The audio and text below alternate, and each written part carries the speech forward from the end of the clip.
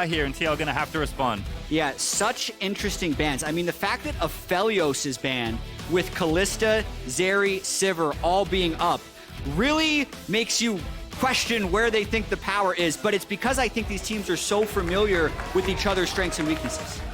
It's super interesting. They left up the Kalista. That is something that Hans has played a lot of this year, a lot of the early game-oriented champions. He put a lot of time on, but getting the Zeri and with all those enchanters up, it is a total mismatch in styles. Kalista, not something you often get paired with those, so it's most likely that, yeah, they're just going all in dive. Very quick pick ban from 100 Thieves, and also leaving their support pick for later because your options are almost limitless for support when you have Kalista.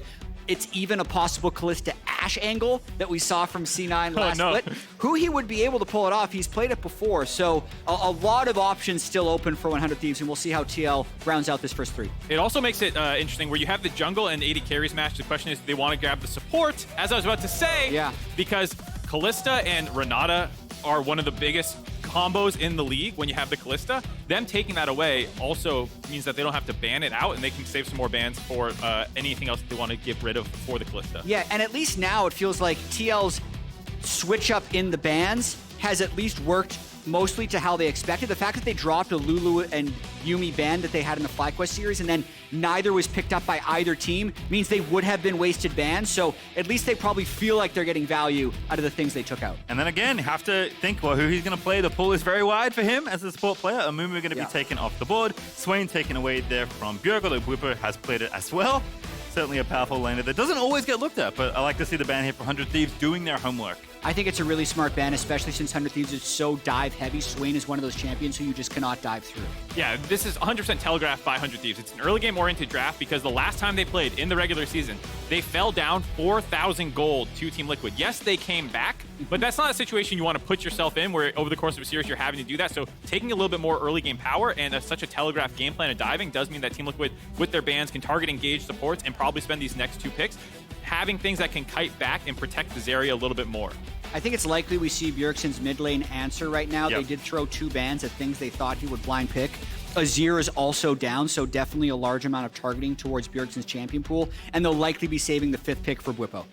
Sylas on the menu, locked in there. Pretty good ultimate so far via an Ahri, so don't mind that pick whatsoever. Matchup not too bad either in mid. Obviously neither other had the Ahri here, so we'll see what 100 Thieves respond with, because unsurprisingly, Bwipo is going to get counterpicked. So there's the Lulu and there's the Aatrox. Interesting. You don't often see Lulu paired with Kalista, but it will still be able to empower, obviously, Kalista, but not quite in a hyper carry sense. So actually very interested in that pick of Lulu. Yeah, Lulu does have some laning strength, so I can see it in a double range matchup, given that the other team has Renata, that you want to have the ability to kind of trade autos a lot heavier, which is something that some of the engaged supports might not bring.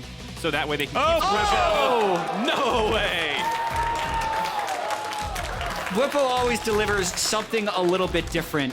Generally speaking, the way TL drafts is they let Bwipo go 4-5, and then he decides on stage in the moment what looks best. And right now, if we're talking about anti-dive, Urgot is very good at that. If things get close to Urgot, especially when he hits level 13, that's a key breakpoint for when his passive gets down to a very low amount. He can just basically circle around you and eat all of your health indefinitely once he hits that level. Also with the fear, if you're trying to be a little bit more defensive, you're able to chunk down the person who goes in first, like a Vi or something. You get all those shotgun blasts off, and then you can finish them off with the execute ultimate, and then fear everyone around who's trying to finish off your Zeri. Each other so frequently. 3 best of 5s against each other in the last 2 splits. TL won the first one, 100 Thieves have won the last 2, and are very slight favorites coming into this one. And 2 of those also went to 5 games, some reverse sweeps stunk in there as well, so these can be some long, bloody series. Certainly can, as teams are going to fan out here to open up game number 1, a very, very important best of 5, not just the continued path towards a possible LCS trophy in the upper bracket. But a reminder, this series will qualify our first LCS team to Worlds. The winner of this is automatically through based on how qualification works. And of course, here in summer, that is always the goal. But before we get anywhere else, we do have our correspondent Revenge, who is standing by with his old coach at Team Liquid Honda's Giotto. All right, glad to be here, joined with head coach Giotto. What do you think about this draft? I mean, it's... I think it's good. It's always good to have the opportunity of having a top laner that is actually able to pull these picks like Urgot. right, well, let's see how it Finally, goes. I have it and didn't have the chance last year. I so- mean, all I'm saying is I wasn't watching the Fly TL series, and then I saw everyone calling Philip the Shy, so I had to tune in. And let's see what they call Ssumday this game. Fly is out, but I still made it to playoffs. No. All right, good luck. I think it's a great draft. Do you have any final words to say? What do you think is the bot lane matchup? Who do you think is going to take it away? I think that they should have the prior as a Kalista lane, and we are obviously gonna aim to be more on the scaling side.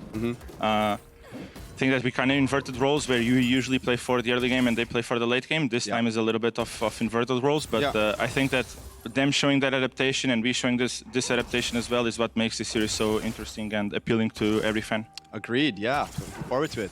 All right, thank you. Thank you, Mohammed. Yeah, it was a great interview. So for context, if you did not know, Gihoto coached Revenge last year, and so the wishing he had a top laner who could use some counter picks was a pretty sick burn there by Gihoto, and right away, bot lane action. Yeah, and also counter jungling by Santorin. He started on enemy blue, took the Gromp, and there is a 3-camp bot side clear by Closer's Vi. If he doesn't know that his camps were stolen, he's going to be heavily denied. If he does make the read, though, he should be able to cross somewhere, but right now it looks like Santorin has a big advantage. Gonna be nice. Also potentially isolates the top half of the map, which when Bwipo has counterpick in this situation is obviously gonna feel pretty good for him right now. He's got the early push, feeling good. His closer's about to get the bad news. This camp is up, and then you got some question marks over here. And most of all, he shows up right before that ward expires, so He won't even have realize. perfect vision of him. He doesn't know the rest of his camps are quite gone yet, and this will give Santorin a lot of time to decide if he wants to just keep clearing back bot to top now, or if he actually wants to try and make a play knowing that it's uncontested in the bot lane and the push is in favor of 100 Thieves, meaning he might have an angle behind them. Yeah, the fact that Santorin was able to pull this off is actually amazing. Not only did he deny Closer a lot of experience, he's also still on the bottom side of the map to cover for a possible dive, because a lot of the fears when you're against a Kalista lane is that Vi's going to make her way over and do a dive, or this mid prio can threaten a 4-man dive. With turrets being the way they are, it's less likely. Also, the fact that Closer is low level means it's almost never going to happen. Little battle for the crab here, though, potentially. Santorin does complete the 3 buff there. Gonna go ahead and grab his own blue, but Closer will grab the crab on this side of the rift and give that bottom lane a little bit more security. Oh, that's a good poke, though. Getting a little dicey there, but you can see already Closer making his way up to the top side of the map to go for the double scuttle.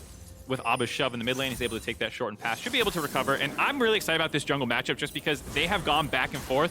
You heard the analyst desk talking about how these players sometimes have more of a chip on their shoulder in this specific matchup, that it's not just tongue-in-cheek banter, but somewhat serious, and Santorin has gotten the best, or excuse me, Closer's gotten the best of Santorin a lot recently. It feels like one of those matchups where Closer is almost always able to make the bigger plays in the mid to late game. Last summer, it was all about that Viego, and this time, you know, he's on the Vi. He's going to have a lot of options. Well, Ssumday is going to be spotted on a ward here. Santorin finishing this clear, going back towards the top half. Arbor did pop the Scry's Bloom, checked the Krogs, knows they were still up, so Ssumday had a little bit of advance notice here and does ward out Santorin as a result. Also seemingly pushed the wave back, so he was in a happy spot despite Bwipo getting a nice early advantage. But again, a lot of this early game is going to be back and forth. Like, yes, FBI and Huhi want to play aggressively. Yes, there's push and pull in lots of these matchups, but without jungle attention, these players are very skilled and very aware of, you know, what can happen in any given situation. Unlikely to see an oopsie. Yeah, they absolutely are, but one thing that is very surprising to me about the way this game is playing out is that 100 Thieves has priority in all 3 lanes. So that's usually a jungler's nightmare if you're looking at Santorin, when all 3 of your lanes are getting pushed in, because if Closer is able to find an angle to invade, it's very difficult for your own laners to support you. That's why I think his early blue steal was so incredibly clutch. It's what's kept him in the game and prevented Closer from being able to make any aggressive early moves. It also kept the vision on him the whole time, too. They hit him with that blast cone as well, so that removes a lot of the pressure that you feel when you have these triple pushing lanes on the enemy team. And it's interesting in context of what Gihoto was saying as well about how the teams have reversed roles in some sense compared to the traditional drafts from Summer Split. Team Liquid was the early game team, bot lane prio, a lot of that focus, and for 100 Thieves, they picked a lot of scaling. Here, it's Team Liquid who want to survive those early lanes and then get into the team fight phase where they have all these late game options with the kind of Zeri as well as the Sylas. And a very early first dragon is going to feel good for 100 Thieves. It's almost inevitable, though, when they have prio in 3 lanes permanently. So really difficult for Team Liquid to find angles based on the draft and how these lanes are playing out so far.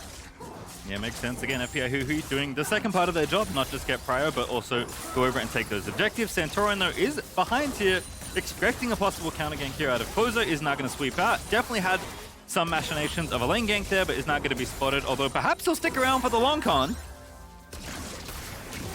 He's just hoping to let them get it pushed in so they have a window to get some control in River or get something back in this game. Basically, all that was, I don't even think Hansama needs to shop right now since he's already had a recall. It was just so they could move into River and get that control ward down. Yeah, get the wave in, get the wave pushed in, get a little bit of vision control during that time, because they're just trying to kind of contain this 100 Thieves early game, make sure the Vi cannot start snowballing on the Zeri. The fact that you are basically even in farm at this point feels pretty good for Team Liquid, given that you should, in theory, outscale. It does, especially when we've seen other Kalistas absolutely run over the game as a nearly permaban champion. But whenever they get a little bit of poke down, you have to be fearful. Watch this damage. FBI just going on in with the spears. Oh my goodness, Core almost eats it. Does dodge that incoming Q, which might have been the first blood in the 2v2. Absolutely would have been the kill if he was able to land that, but that's why you saw Poppy covering, because when you shove in, you have this long lane for Kalista to just kind of hop down over and over again and chase you all the way up the lane. You saw that danger there. Again, though, they get out, not burning any summoners on either side. A lot of restraint shown right now by both teams. And this is the cost, though. Closer finds a window to steal chickens away. Nope. Doesn't get all of them, and Santorin actually cleans 4 of the 8 chickens. So really, considering how heavily 100 Thieves is dominating the lanes, the gold in this game are feeling quite close. It's a very interesting situation to look at, especially considering we were doing some stats. It is flipped. We're both stats nerds, and we were looking at win percent with gold leads. Yes. And for most teams in the league, you will have a higher overall win rate, or you'll have a higher win rate when you have a gold lead than you do normally. So if you normally win 60% of games, but then you have a gold lead, you're going to win 80%. Team Liquid was basically the exact same. They were around a 67% win rate, regardless if they had the gold lead or not.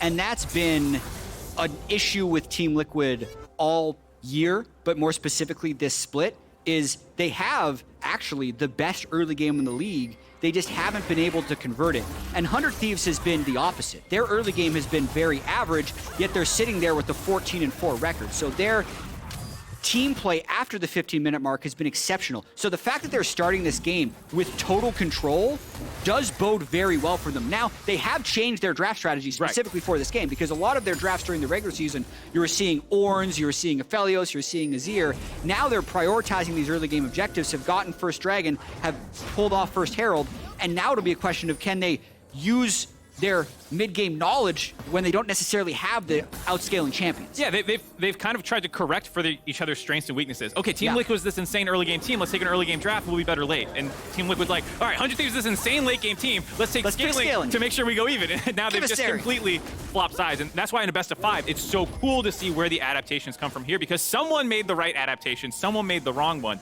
Right now, you're looking at this as an even game. Flat even right now, almost heading into 10 minutes. You're like, that should feel good for Team Liquid. But knowing their strengths more as an early game team, they've lost a lot of games from what feels like giving up some objectives they could have contested. Their setups around Dragons sometimes leave them unsure of how to proceed from there, and they end up just backing off. They can't afford to do that necessarily this game with the Dragon stack and already started up for 100 Thieves. Yeah, on that, Crab is taken by TL. It's a minute until that next Dragon there for 100 Thieves. You assume the Kalista 3 pushing lanes team does want to go ahead and take those Dragons nice and early. Bjergsen. It's a very early swap. Bjergsen might be in trouble here. Yeah, they're just hoping he uses cooldowns on the wave, then they'll go. Oh, ulti, just go for it here. Oh, barely gets the knock up there. Now Bjergsen in a bit of trouble. Gonna get stunned into the wall. Put in the polymorph, and FBI is just gonna block with his face. That is first blood for 100 Thieves. Really nice wait and see there by 100 Thieves. I imagine Team Liquid was thinking that they'd taken a recall there, but they stuck around because Team Liquid had also done a very early swap, 10 minutes, and they had their duo lane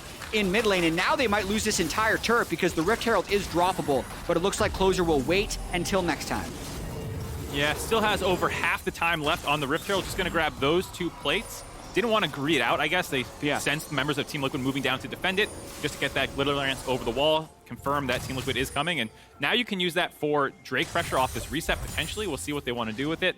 Instead, Closer moving up to the top side of the map, though. Yeah, it's a little interesting with Dragon being up right now.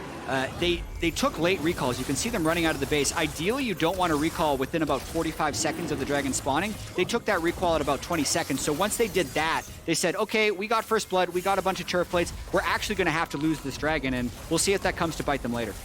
On the TL side, have to think they're happy to stop the potential snowball. The 100 Thieves could have started with the Dragons, and of course, in their eyes, in this draft, they are the team that is trying to scale with this Zeri and friends. So gonna be A-okay as it's another Hex Deck. I was about to say, dude, there's something in the water in North America. We just get Hex Gates every game, and I'm not complaining. It's the 5th Hex Gates in the last 6 playoff games. Correct. Because the CLG series rolled 4 out of 5 Hex Gates. I'm hoping for 5 out of 5 today, man. I don't They know about you. are really fun. When Palafox just going back and forth over the rim, Yeah. like in front of the entire enemy team, I just love seeing the expression that people can take with them. Bottom lane troubles potentially. Closer, as you mentioned, as the Herald just pops it immediately, knows that they've got enough to take this first tower gold. And FBI getting funneled, honestly, Yeah. with how this early game has gone for 100 Thieves.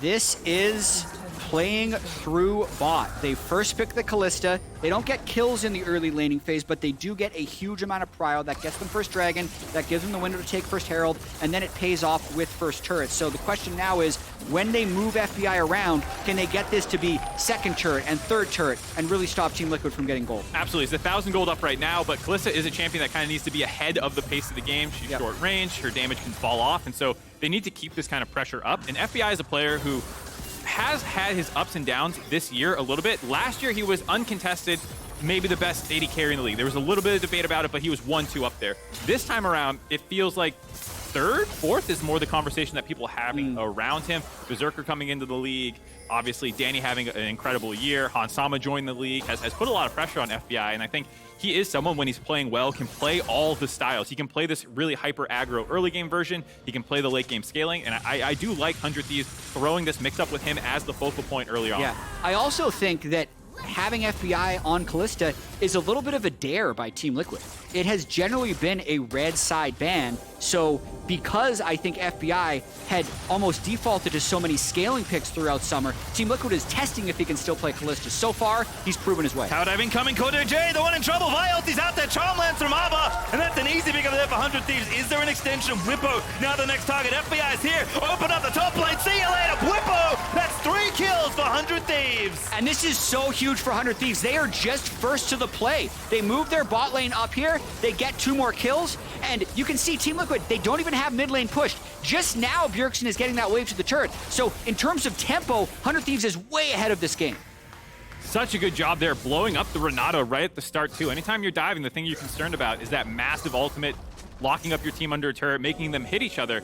But they identify CoreJJ as the threat, also not under turret, means that once they get eyes on him here, they're like, oh, we should absolutely kill him over Bwipo. Closer locks him down right from the start, sets up the charm. They just have him chain CC to death, never gets a chance to drop that ultimate. And now, like you said, Jatt, they have the inside track on the play. It's now 5 men diving just Bwipo, and they're not even really losing anything out while they commit all these resources. And you could see that Team Liquid knew there was a threat. They just didn't realize how close it was. Otherwise, CoreJJ wouldn't have been there, and the other 2 wouldn't have been on their way. They were about 3 to 5 seconds late on the play, and 100 Thieves makes that split-second decision to go right away, and that's why it worked. Also nice to see some synergy between Abba and Closer. I think there's been a lot of talk about mid-jungle throughout the LCS. Obviously, JoJo Inspired looking pretty good as far as the pairing goes, but that play especially, these 2 looking very in form. And I know Abba was someone who was a little upset about the all-pro snub. There was a lot of talk about, oh, maybe a weak start to the split, and then a lot of people started saying, hey, he's playing maybe the best in the latter half of the regular season. And despite that, did not earn an all-pro nod, and he had a tweet about it. You could see that he definitely was a little salty, and you know what? If you don't get the all-pro nod, at least win a championship. How about that? Yeah, and I also feel like 100 Thieves and maybe even Abbeddage actually fuels off that motivation. Like if he would have been voted the best best mid laner in the league, maybe they just lose, right? Because he would have accomplished and been getting the credit. But the fact that they've been able to channel any negative thing that is said about this team into motivation for the last 1.5 years is part of what's made them so consistently good. Absolutely a team that wants to play with a chip on their shoulder, and they have these periods in the regular season where they seem to be slumping, they seem to be slow or something like that. And then they always end up in form for playoffs, making deep runs. You know, last split playing in the finals, winning last summer. So they have earned that kind of respect that, you know, teams sometimes do when you keep players around a long period of time, that they're a team that's always going to be a threat regardless of their form in the regular season. Absolutely, and we have a really big fight coming up right now. There's about a 3,500 gold lead for 100 Thieves, and this dragon fight with the Hex Tech Soul kind of looming later in the game, very important. Team Liquid is in the river, but they don't have any lanes pushed, so they're actually in a pretty dicey situation, and I would rather be 100 Thieves right now, but Team Liquid is starting the Dragon. No vision either. Again, 100 Thieves, all the wards, got the speed shine as well. Ssumday maybe checking for the flank, if not just wanting to go for it himself. Is going to be warded out now, but the teams are a little hesitant to pull the trigger on starting the Dragon. Team Liquid, though, trying to make them commit. I mean, Team Liquid doesn't have hard engage, so if they start the Dragon, they have no trigger pull for when 100 Thieves moves in. So 100 Thieves is just contacting them in the river, and if TL goes in, then Ssumday's going to be on a flank. A lot of spears in that Dragon, too. Yeah. Thanks for the leash. FBI looking to get it. No, it's Santorin. Somehow gets it. Big Renata ulti as well. Santorin low, but 100 Thieves haven't found a chase just yet. It's Huhi zipping out of the Kalista ulti, but not enough to lock down the Sylas. It's a heist! Team Liquid steal the Dragon right from under 100 Thieves. That is massive for them scaling in this game. They do not even suffer a casualty, but 100 Thieves still want to apply this pressure. Gonna be able to get the mid turret on the tail end of that Dragon play, but at the end of the day, for Team Liquid, you have to be feeling pretty good. Down 3,500 gold. Both teams were basically on one item power spikes though, so that gold lead did not have a substantial item advantage anywhere. So it was a good idea for Team Liquid to kind of take a look at that and just well played by Santorin to yeet the jungler out of there. The Renata ult buys space that you have time to grab the Dragon and then get out of there. And so does stop any potential scary Dragon stacking. The soul is probably no longer a threat in the sense that the game's not going to be decided at that moment. It's more about now surviving this 4,000 gold lead that 100 Thieves still has and still has tempo. And it's still going to grow. This is the second Rift Herald. They've gotten the bonus gold from both of the first two Heralds that they've taken. They've gotten all the standing gold from the 3 outer turrets. And if they can continue this pressure and get to the inner turrets, those are the really juicy ones. And that's where they'll blow this game completely open. This time, Team Liquid do bring enough people for the defense, but is it enough to stop the Herald charging? It is not. Is it enough to stop the next, though? Santorin popping the watch a bit early, got caught by a straight charm out of Ahri. Here's Bwipo on the flank, bottom side of your screen. 100 Thieves will happily look for the Urgot as well. There is no tower, but the damage is done. Gold not popped out of it yet, but 100 Thieves are going to go again. Yeah, and there's no pressure anywhere else on the map, so 100 Thieves can actually just set up a tent right outside of this turret and just take the turret. Here we go, closer in there. Ulti's one. It's Bjergsen now going to steal the ulti as the rest of them go through. Zeri ulti pops as 100 Thieves. Maybe think better of it. Bwipo flipping FBI back in, but now Bwipo caught in the front side. Charmed up and taken down by the Kalista as Team Liquid have to turn tail to the base. Yeah, Santorin caught out though. Bjergsen Ssumday. Santorin here. Ssumday maybe the one caught out the other side. The stolen by ulti looking good, but it's not enough. Straight charm again hits good. FBI's on a rampage. Renata ult does not bail out Team Liquid. That is insane fight for 100 Thieves. It's been so long since you see a 5-man siege, no Baron buff up in the top lane, but Team Liquid tried to defend, tried to punish them, and Bwipo with the re-engage after they kited out the Vial might have thought that they had the angle, but just too much damage and some nice charms by Abbeddage. The first one getting Santorin really low, so he's late to this fight, and it starts as a 4v5. And I love the fact that 100 Thieves stayed to finish this turret because they know it's going to throw them further ahead. And since Team Liquid had already sent everyone there, they're stuck there defending it. Bwipo's like, nah, we've lost so much gold, like we have to fight back at some point, but they just don't have the strength at the moment. The Kalista's too strong, the Aatrox is too strong, and 100 Thieves run away with this fight. Yeah, I mean, great cleanse flash by FBI to get out from behind the Urgot after getting flipped back. And then here, they think they might have the pincer onto Ssumday's Aatrox, but that Gore Drinker heal popped him right back up, baited Team Liquid into giving over a couple more kills. Ssumday, quietly 0-0-4, being on the weak side, is having a really good game. 6.8 thousand gold is the lead now, and Bjergsen has no flash, barely gets over that wall from the double left FBI. And Mark, every game where you have this Kalista early game team versus a Zeri late game team, there's almost this breaking point where if the Kalista gets far enough ahead, they can just brute force their way around the entire map. That fight felt like that moment to me. The only question will be actually closing the game because the dragons aren't there as well. They don't have the dragons. They will have insane Baron pressure, or they should with Kalista. Anytime you can just sit in the river, stack up those spears into her. They have a lot of options to close this game out, I think, with the amount of engage that they have, the amount of control. So to your point, there is always that back-breaking moment. I feel like they've done it now already for 100 Thieves, and from here it's about exerting pressure. You can grab this next dragon, but realistically it's going to be when you flip up to the top side in about a minute and a half and start doing your Baron control, where you show how clean you can be with the Kalista. Yeah, that turret felt like the moment for me as well. And now I think the next step is the Baron setup. It's just 21 minutes in, but essentially,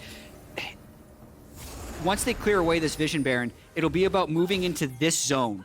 And if Team Liquid tries to contest, that's when they pull the trigger with Vi, Kalista, or Ahri. They have all the hard engage options, and Team Liquid really doesn't have many ways of hard engaging. Yeah, I mean, it's basically Poppy find a good angle, or, Bjergsen steal an ultimate. And to illustrate your point perfectly, Jatt, 100 Thieves moving to the enemy jungle. Closer threatens, doesn't pull the trigger with the Poppy W up, but it has been a very nicely controlled game for both sides. It felt like we were going to go even to the mid game. Maybe Team Liquid couldn't trust in that scaling. Instead, it is 100 Thieves busting the game open. And for a game with only 5 kills in it, feels pretty good for Kalista to have 4 of them. They're going for Bwipo. He's flashless, and Abbeddage got a flank.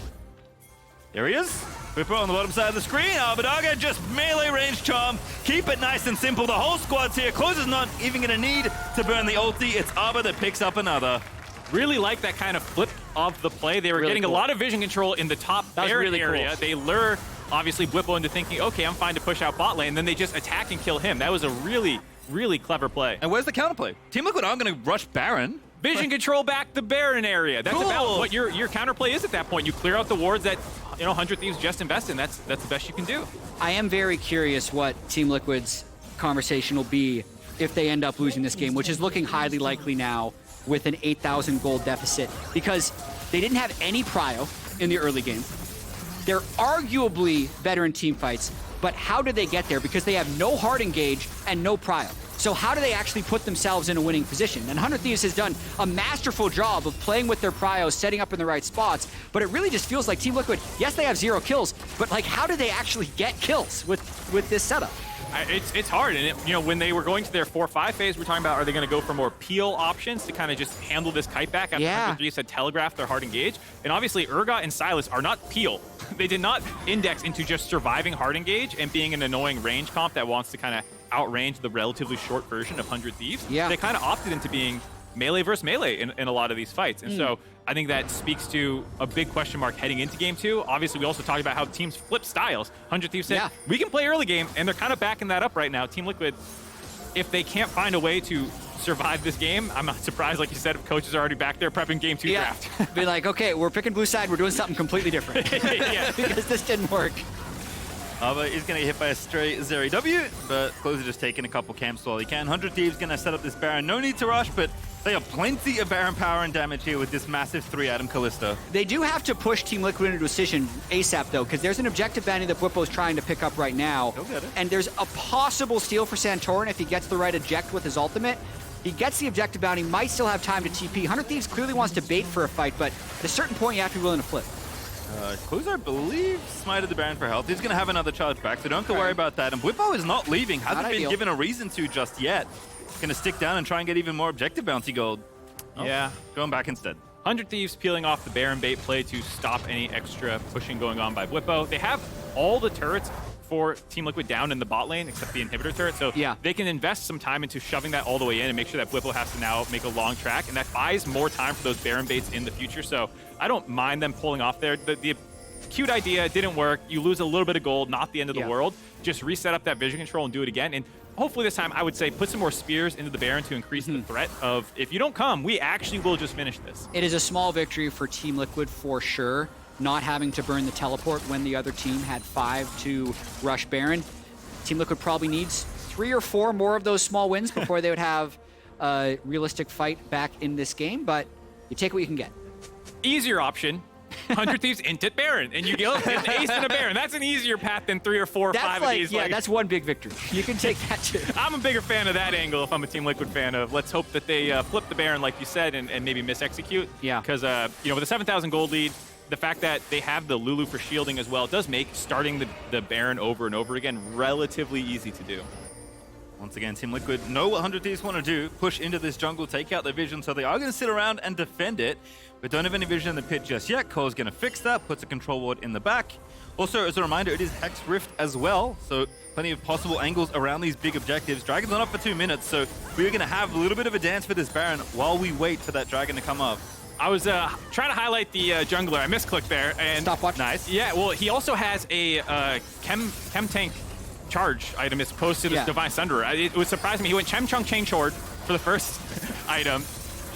He's fully invested into the Zon item paths. Because most Vi's want to be a lot scrappier, and they want to go for damage. Everyone sees the inspired outplay, the 1v3, and gets all the kills. He understands for closer, my job is primary engage, and so he wants to have a way into the fight that's not going to force him to use his Q right away.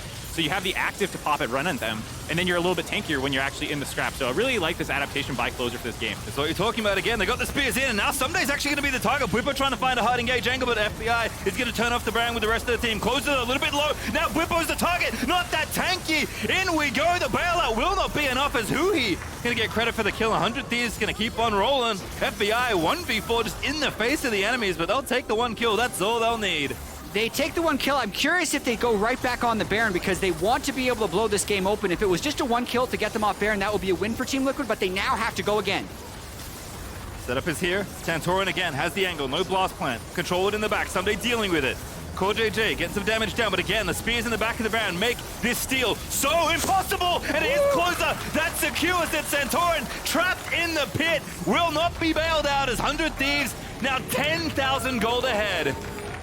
Good try by Santorin, flashing in there, showed up at the right time, but just not able to sneak that in between closer, Smite, and the Kalista Ren. Doesn't get that one away. It was a Hail Mary play, didn't work out, and now 100 Thieves, like you said, 10K gold up, getting back onto the map, gonna grab their third dragon before probably setting up and trying to close this game out. Yeah, those attempted Baron steals against a Kalista plus jungler are so hard because 100 Thieves are picking some arbitrary number above 900 with which to smite and Ren at the same time. So you really just have to luck out with your smite if you're Santorin. Watching this beginning one more time, Ssumday is able to avoid the pretty lackluster engage tools the Team Liquid have.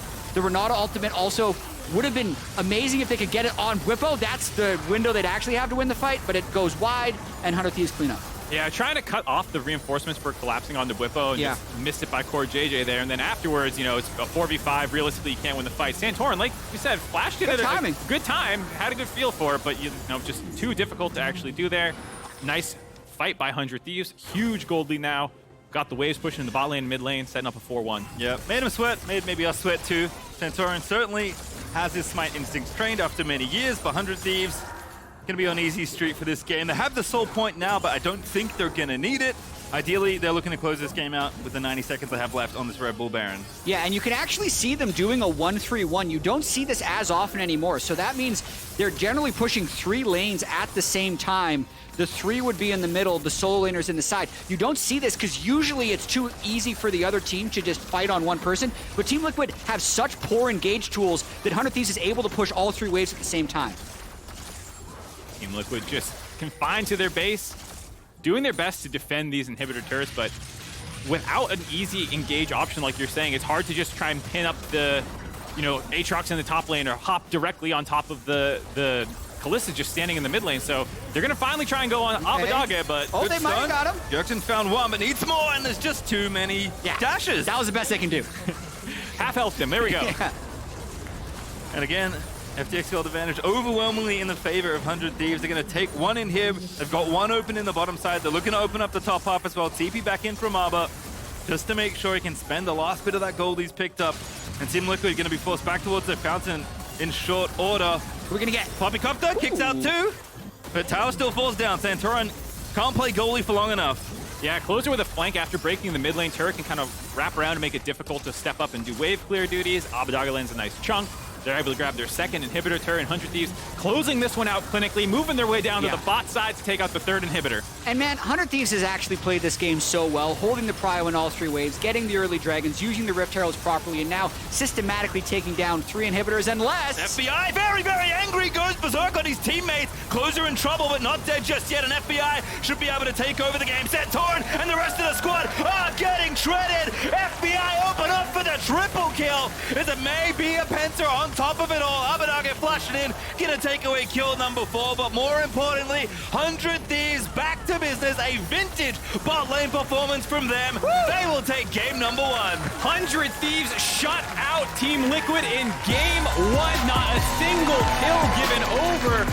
Take the early game draft and just smother Team Liquid. 13 kills to 0, 15,000 gold, and 11 turrets more than Team Liquid were able to fell in that game one. A dominant opening performance by 100 Thieves. Felt like they were playing angry. Felt like they had a chip on their shoulder. We talk about them playing that way. Draft all this dominance for laning and say, yeah, we can skill check Team Liquid. Yeah. And they do it. They lay down the law. And it was early game, but it wasn't like an explosive early game, right? They're not setting up massive dives in top and bot and running over the game. They're not opening up the game like before 10 minutes. They're playing pretty calm. They understand how the different early game functions work. And then together especially, we talked about mid-jungle, we talked about them as a unit. Like, when they started opening up the game, there was just no way back in for Team Liquid, it felt like. Yeah, you can see Team Liquid walking down the hall right there.